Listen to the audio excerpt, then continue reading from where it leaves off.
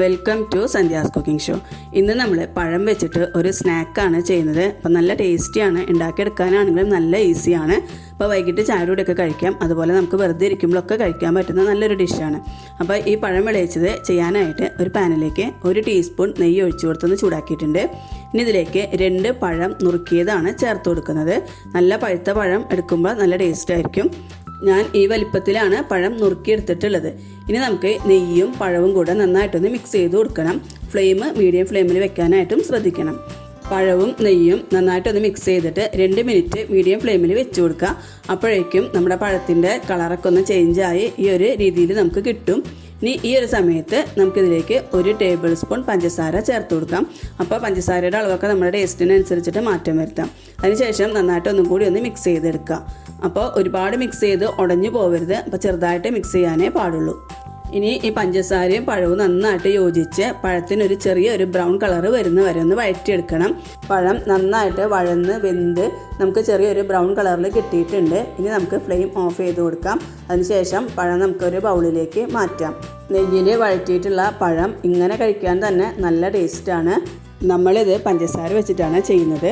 ഇതേ ഡിഷ് തന്നെ ശർക്കര വെച്ചിട്ടും ചെയ്തെടുക്കാം, അപ്പോഴും നല്ല ടേസ്റ്റ് തന്നെയാണ്. അതേ പാനിലേക്ക് 1 ടീസ്പൂൺ നെയ്യാണ് ചേർത്ത് കൊടുത്തിട്ടുള്ളത്. ഇനി നമുക്കിതിലേക്ക് കുറച്ച് അണ്ടിപ്പരിപ്പും 3 ടേബിൾ സ്പൂൺ കപ്പലണ്ടിയും ചേർത്ത് കൊടുത്തിട്ട് ഒന്ന് റോസ്റ്റ് ചെയ്തെടുക്കണം. അപ്പോൾ നട്ട്സിൻ്റെ അളവൊക്കെ നമുക്ക് തീരുമാനിക്കാം. ഏത് നട്ട്സ് വേണമെങ്കിലും നമുക്ക് ഇതിനായിട്ട് എടുക്കുകയും ചെയ്യാം. അപ്പോൾ മീഡിയം ഫ്ലെയിമിൽ വെച്ചിട്ട് നമ്മൾ ചേർത്തിട്ടുള്ള അണ്ടിപ്പരിപ്പും കപ്പലണ്ടിയും ഒന്ന് റോസ്റ്റ് ചെയ്തെടുക്കുക. ഇപ്പോൾ അണ്ടിപ്പരിപ്പും കപ്പലണ്ടിയും ഒക്കെ റോസ്റ്റായി വന്നിട്ടുണ്ട്. ഈ സമയത്ത് നമുക്കിതിലേക്ക് 1/2 കപ്പ് അവല് ചേർത്ത് കൊടുക്കാം. ഞാനിതിലേക്ക് വെള്ള അവലാണ് ചേർത്ത് കൊടുത്തിട്ടുള്ളത്. നമുക്ക് ഏത് അവല് വേണമെങ്കിലും എടുക്കാം. ഇനി ഈ അവലൊന്ന് ക്രിസ്പി ആവുന്ന വരെ നമുക്കൊന്ന് വഴറ്റിയെടുക്കണം. ഒരു 2 മിനിറ്റിന് ശേഷം നമ്മുടെ അവലൊക്കെ നല്ല ക്രിസ്പി ആയി വന്നിട്ടുണ്ട്. അപ്പോൾ നമ്മൾ കൈ കൊണ്ട് എടുത്തിട്ട് ഒന്ന് പൊട്ടിച്ച് നോക്കുമ്പോൾ നമുക്ക് മനസ്സിലാവും അവൽ ക്രിസ്പി ആയിട്ടുണ്ടോ എന്നുള്ളത്. ഇപ്പോൾ അവലൊക്കെ നല്ല ക്രിസ്പി ആയി വന്നിട്ടുണ്ട്. ഈ ഒരു സമയത്ത് നമുക്കിതിലേക്ക് 3 പിടി തേങ്ങ ചിരകിയത് ചേർത്ത് കൊടുക്കാം. ഇനി തേങ്ങയിലത്തെ നനവൊക്കെ പോകുന്നവരെ നമ്മളിതൊന്ന് വഴറ്റിയെടുക്കണം.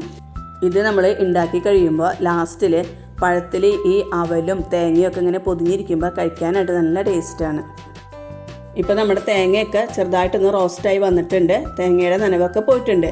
ഈ സമയത്ത് ഇതിലേക്ക് 3 ടേബിൾ സ്പൂൺ പൊട്ടുകടല കൂടി ചേർത്ത് കൊടുക്കാം. അപ്പോൾ ഈ പൊട്ടുകടലയൊക്കെ ചേർക്കുമ്പോൾ നല്ലൊരു ടേസ്റ്റ് ആയിരിക്കും. പൊട്ടുകടലയും ചേർത്തിട്ട് നമുക്കിതൊന്ന് മിക്സ് ചെയ്ത് എടുക്കാം. അപ്പോൾ നന്നായിട്ട് തന്നെ മിക്സ് ചെയ്ത് എടുത്തിട്ടുണ്ട്. ഫ്ലെയിം എപ്പോഴും മീഡിയം ഫ്ലെയിമിൽ വെക്കാനായിട്ട് ശ്രദ്ധിക്കണം.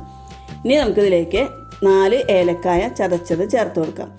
കൂടെ തന്നെ 1.5 ടേബിൾ സ്പൂൺ കൂടെ പഞ്ചസാര ചേർത്ത് കൊടുക്കാം. പഴത്തിൻ്റെ മധുരത്തിനനുസരിച്ചിട്ട് നമ്മൾ ചേർക്കുന്ന പഞ്ചസാരയുടെ അളവിൽ ചെറിയൊരു മാറ്റമൊക്കെ ഉണ്ടാവും. ഞാനിപ്പോൾ ഈ ചേർത്ത് കൊടുത്തിട്ടുള്ള പഞ്ചസാര കറക്റ്റ് തന്നെയായിരുന്നു. ഇപ്പോൾ പഞ്ചസാരയും തേങ്ങയും കപ്പലണ്ടിയും അണ്ടിപ്പരിപ്പും പൊട്ടുകടലൊക്കെ നന്നായിട്ട് മിക്സ് ചെയ്തെടുത്തിട്ടുണ്ട്. ഇനി നമുക്കിതിലേക്ക് നമ്മൾ നേരത്തെ വഴറ്റി എടുത്ത് വെച്ചിട്ടുള്ള പഴം ചേർത്തിട്ടൊന്ന് മിക്സ് ചെയ്തെടുക്കണം. അപ്പോൾ പഴം ഒരുപാട് കുത്തി ഉടച്ച് മിക്സ് ചെയ്യരുത്. പതുക്കെ വേണം മിക്സ് ചെയ്യാനായിട്ട്. അടിയിൽ നിന്ന് ഇങ്ങനെ മറിച്ച് മിക്സ് ചെയ്ത് എടുക്കുക. അല്ലെങ്കിൽ പഴമൊക്കെ ഉടഞ്ഞിട്ട് ആകെ കുഴഞ്ഞ പരുവത്തിലായിരിക്കും നമുക്ക് കിട്ടുക. അപ്പോൾ ഒന്നുകൂടെ തൊടാത്ത രീതിയിൽ വേണം നമുക്കിത് കിട്ടാനായിട്ട്. അപ്പോൾ ആ രീതിയിൽ തന്നെ നന്നായിട്ട് മിക്സ് ചെയ്തെടുക്കുക. അപ്പോൾ നന്നായിട്ട് മിക്സ് ചെയ്തെടുത്തിട്ടുണ്ട്. ഇനി ലാസ്റ്റിലേക്ക് നമുക്ക് 1 ടീസ്പൂൺ കൂടെ പഞ്ചസാര ചേർത്ത് കൊടുക്കാം. അപ്പോൾ ലാസ്റ്റിൽ പഞ്ചസാര ചേർക്കുമ്പോൾ നല്ല ടേസ്റ്റാണ്. കാരണം പഞ്ചസാരയൊക്കെ ഇങ്ങനെ കടിക്കാൻ കിട്ടുമ്പോൾ. അപ്പോൾ നന്നായിട്ട് തന്നെ ഒന്നും കൂടി മിക്സ് ചെയ്തെടുക്കുക. അടിയിൽ നിന്ന് മറിച്ച് തന്നെ നമ്മളിത് മിക്സ് ചെയ്തെടുക്കാം. അപ്പോൾ നല്ല ടേസ്റ്റി ആയിട്ടുള്ള പഴം വിളയിച്ചത് ഇവിടെ റെഡി ആയിട്ടുണ്ട്. അപ്പോൾ എല്ലാവരും ഒന്ന് ട്രൈ ചെയ്ത് നോക്കണം. വൈകിട്ട് ചായയുടെ കൂടെയൊക്കെ കഴിക്കാൻ പറ്റുന്ന നല്ലൊരു ഡിഷാണ്. കുട്ടികൾക്കും വലിയവർക്കും ഒക്കെ ഒരുപോലെ ഇഷ്ടപ്പെടുന്ന നല്ലൊരു സ്നാക്കാണ്. അതുപോലെ തന്നെ പഴം ഒരുപാട് പഴുത്തു പോയിട്ടുണ്ടെങ്കിൽ കഴിക്കാൻ മടിയുള്ളവർക്കൊക്കെ ഇതുപോലെ ചെയ്ത് കൊടുക്കുകയാണെങ്കിൽ അവർ കഴിച്ചോളും. എല്ലാവരും ഒന്ന് ട്രൈ ചെയ്ത് നോക്കുക. റെസിപ്പി ഇഷ്ടപ്പെട്ടാൽ നമ്മുടെ ചാനൽ ഒന്ന് സബ്സ്ക്രൈബ് ചെയ്ത് സപ്പോർട്ട് ചെയ്യുക, ലൈക്ക് ചെയ്യുക, കമൻറ്റ് ചെയ്യുക, ഷെയർ ചെയ്യുക.